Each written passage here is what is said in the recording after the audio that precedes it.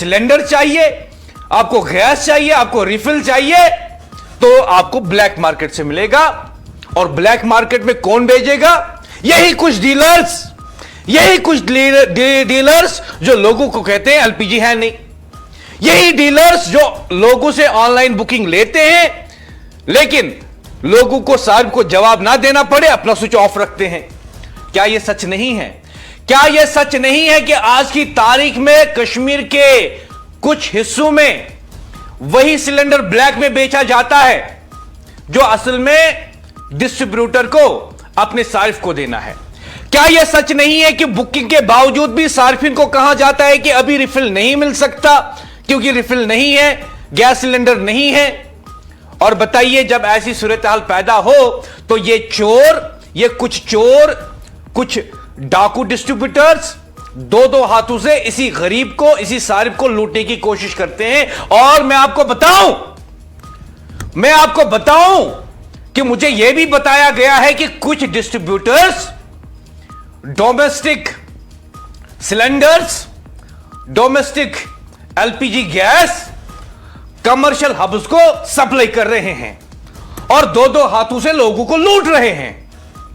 Hoteliers को यह cylinder दे रहे हैं जो कि एक आम सारिफ का हक है, और कई कमर्शियल हब्स को सप्लाई कर रहे हैं। तो बताइए इनके खिलाफ क्या कार्रवाई की गई?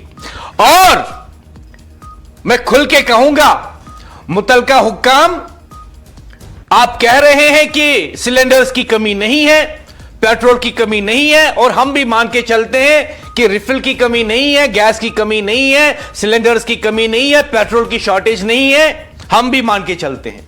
लेकिन यह बताइए, इन चोरों के खिलाफ, इन डाकुओं के खिलाफ जो जो सिलेंडर, गैस सिलेंडर आम सारिफ को बुकिंग के बावजूद डिलीवर नहीं करते हैं, उनके खिलाफ क्या कार्रवाई की गई?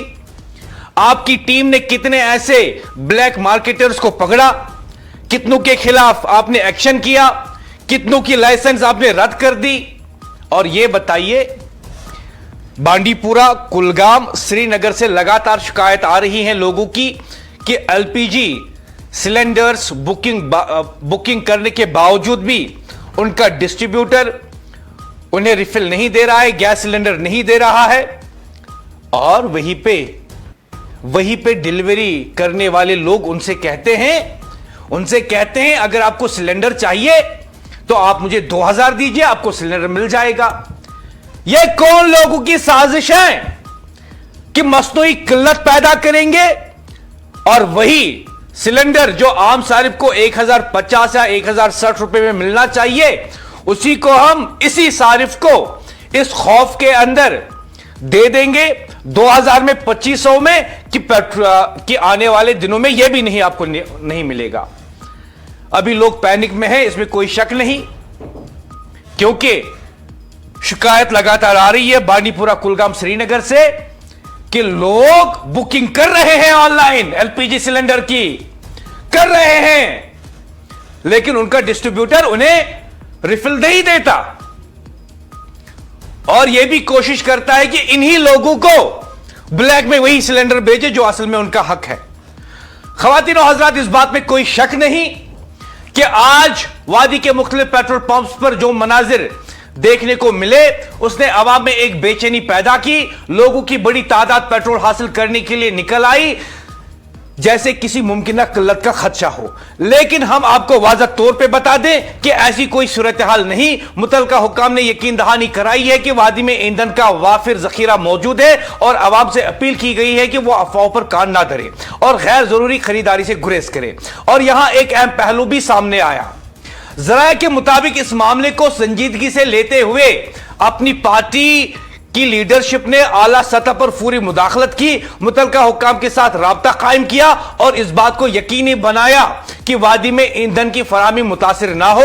यह एक जिम्मेदाराना और बरवक्त इक़दाम था, जिसका मकसद सिर्फ और सिर्फ आवाम को रिलीफ फराहम करना और किसी भी मुमकिन बहरान को टालना था। लिहाजा इस वक्त सबसे अहम बात यह है कि आवाम पुरसकून रहे, अफवाहों से दूर रहे और यकीन रखे कि हालात मुकम्मल तौर पर काबू में हैं। मेरे साथ मिलकर लोग भी यह जानना चाहते हैं कि जब वादी में अफवाहें फैल रही थी, जब पेट्रोल पंप्स पर लंबी कतारें लग रही थी, जब आम आदमी परेशान था, तब बाकी सियासी जमातें कहां थी? क्या वो सिर्फ बयानात देने में मसरूफ थी? क्या आवाम की तकलीफ उनकी तरजीह नहीं थी? और इसी बीच एक सियासी जमात अपनी पार्टी सामने आई, जी हां, जो दूसरे सिर्फ सियासत कर रहे थे, तब अपनी पार्टी ने सियासत को एक तरफ रखा और बराह रास्त मामला आला सतह पर उठाया। यह दावा नहीं, यह हकीकत है। जराया बता रहे हैं कि पूरी राब्ते किए गए, हुक्काम से बातचीत हुई और यह यकीनी बनाया गया कि कश्मीर में ईंधन की कोई किल्लत ना हो। मैं आज यह सवाल उठा रहा हूं, क्या ऐसी ही सियासत नहीं होनी चाहिए? क्या ऐसी ही क़यादत नहीं होनी चाहिए जो अवाम की नुमाइंदगी का असल मकसद जानती हो? जब आवाम को जरूरत थी, कौन किसके साथ खड़ा था? जो सिर्फ बयानात दे रहे थे या जो अमली इकदाम उठा रहे थे?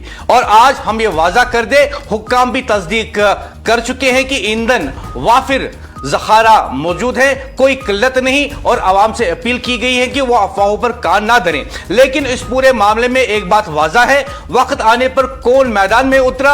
अल्ताफ बुखारी का नाम सामने आ रहा है, जबकि दीगर सियासी पार्टियां सिर्फ बयानात दे रही हैं। और यह भी सामने अब वाज़ा हो रहा है कि खामोश कौन रहा।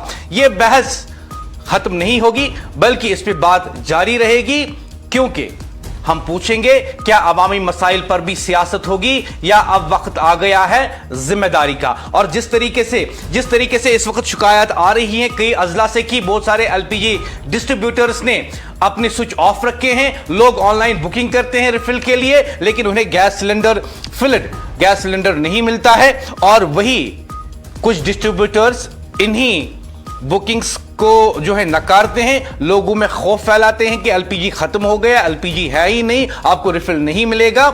इसी असना में ब्लैक मार्केटिंग करके इसी सिलेंडर को 2200 में भेजा जाता है।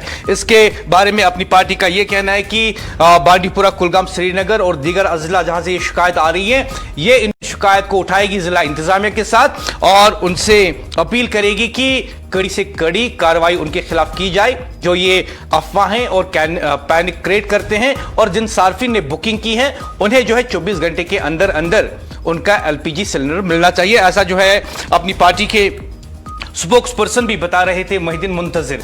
लेकिन खास बात यह है ख्वातीन और हजरात, खास बात यह है कि क्या लोगों को वाकई में एलपीजी अब मिलेगा? इस सिलसिले में अहम बात यह है कि हुकूमत कितनी संजीदा है, मुतलका हुकाम कितनी संजीदा है और अपनी पार्टी किस तरीके से इस मामले को एक बार फिर उठाएगी और उन लोगों के खिलाफ एक्शन सीख करेगी जो पैनिक फैलाते हैं।